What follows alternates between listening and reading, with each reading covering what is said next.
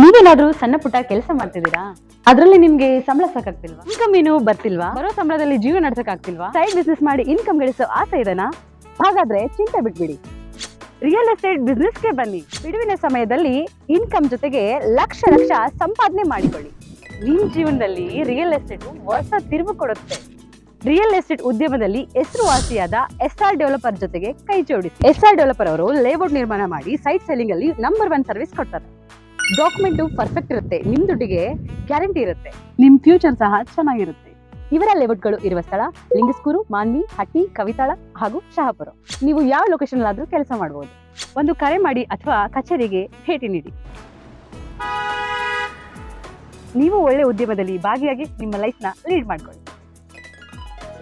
ಸರ್ಕಾರಕ್ಕೆ ಧಿಕ್ಕಾರ ಧಿಕ್ಕಾರ ಜನಗಳ ಜೇಬಿಗೆ ಕತ್ತರಿ ಹಾಕುವುದನ್ನು ನಿಲ್ಲಿಸಿ ನಿಲ್ಲಿಸಿ ಜನ ವಿರೋಧಿ ಕಾಂಗ್ರೆಸ್ ಸರ್ಕಾರಕ್ಕೆ ಧಿಕ್ಕಾರ ಧಿಕ್ಕಾರ ಜನ ವಿರೋಧಿ ರಾಜ್ಯ ಸರ್ಕಾರಕ್ಕೆ ಧಿಕ್ಕಾರ ಧಿಕ್ಕಾರ ಬಸ್ ಪ್ರಯಾಣದರನ್ನು ವಾಪಸ್ ತಗೊಳ್ಳಿ ಜನ ವಿರೋಧಿ ಬಸ್ ಪ್ರಯಾಣದರ ಏರಿಕೆಗೆ ಧಿಕ್ಕಾರ ಧಿಕ್ಕಾರ ಜನಗಳ ಜೇಬಿಗೆ ಕತ್ತರಿ ಹಾಕುವುದನ್ನು ನಿಲ್ಲಿಸಿ ಭರ್ತಿ ಮಾಡಿ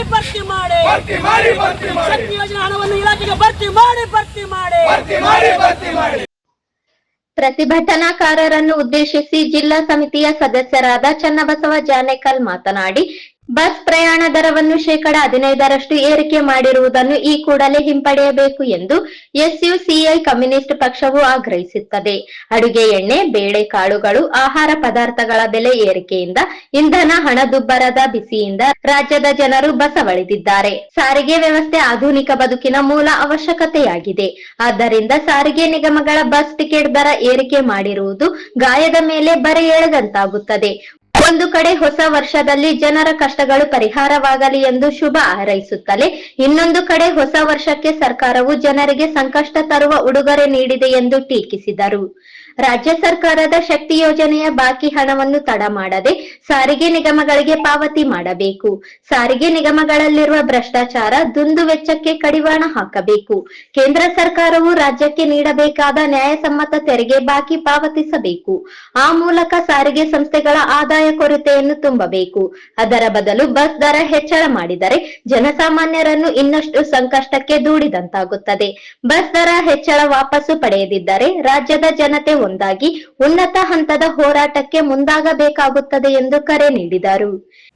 ನಮ್ಮ ಪಕ್ಷ socialist unity centre of India communist ಪಕ್ಷದ ರಾಜ್ಯ ಸಮಿತಿಯ ಕರೆಯ ಮೇರೆಗೆ ನಾವು ಇವತ್ತು ಏನು ರಾಜ್ಯ ಸರ್ಕಾರ ಇತ್ತೀಚೆಗೆ ಏನು ಒಂದು ಬಸ್ ಪ್ರಯಾಣ ದರ ಏರಿಕೆಯನ್ನ ಮಾಡಿದೆ, 15% ಹೆಚ್ಚಳ ಮಾಡಿದೆ, ಅದನ್ನು ಹಿಂಪಡಿಬೇಕಂತೇಳಿ ನಾವು ಒತ್ತಾಯ ಮಾಡ್ತಾ ಇದ್ದೀವಿ. ಹಾಗೆಯೇ ಶಕ್ತಿ ಯೋಜನೆ ಹಣವನ್ನ ಇಲಾಖೆಗೆ ಭರ್ತಿ ಮಾಡಬೇಕು ಮತ್ತು ಇನ್ನೊಂದು ಕಡೆ ಇಲಾಖೆಯಲ್ಲಿರ್ತಕ್ಕಂಥ ಭ್ರಷ್ಟಾಚಾರಕ್ಕೆ ಕಡಿಮೆ ಹಾಕಬೇಕಂತೇಳಿ ನಾವು ನಮ್ಮ ಪಕ್ಷದಿಂದ ಆಗ್ರಹ ಮಾಡ್ತಾ ಇದೀವಿ. ಇವತ್ತು ಇಲ್ಲಿ ಪ್ರತಿಭಟನೆ ಮಾಡ್ತಾ ಇದೀವಿ. ಹಾಗೆಯೇ ಈ ರಾಜ್ಯದ ಜೊತೆಗೆ ನಾವು ಮನವಿ ಮಾಡ್ತಾ ಇದೀವಿ. ಇದನ್ನು ಹಿಂಪಡೆಯಲಿ ಅಂದ್ರೆ ಜನ ಮುಂದಿನ ಹೋರಾಟ ದಿನಗಳಲ್ಲಿ ಬೃಹತ್ ಹೋರಾಟಕ್ಕೆ ತಯಾರಾಗಬೇಕಂತೇಳಿ ಆಗ್ರಹ ಮಾಡ್ತೀವಿ. ಈ ಸಂದರ್ಭದಲ್ಲಿ ಮಹೇಶ್ ಚೀಕಲಪರ್ವಿ, ಚನ್ನಬಸವ ಜಾನೇಕಲ್, ಅಣ್ಣಪ್ಪ ಎಸ್, ಮಲ್ಲನ್ಗೌಡ, ಪ್ರಮೋದ್, ವಿನೋದ್, ಅಂಬಾಜಿ, ವೀರೇಶ್ ಬಾಬು, ವೀರಭದ್ರಯ್ಯ, ಮಹೇಂದ್ರ ಸಿಂಗ್, ಅಶೋಕ್ ಸೇರಿದಂತೆ ಮುಂತಾದವರು ಇದ್ದರು.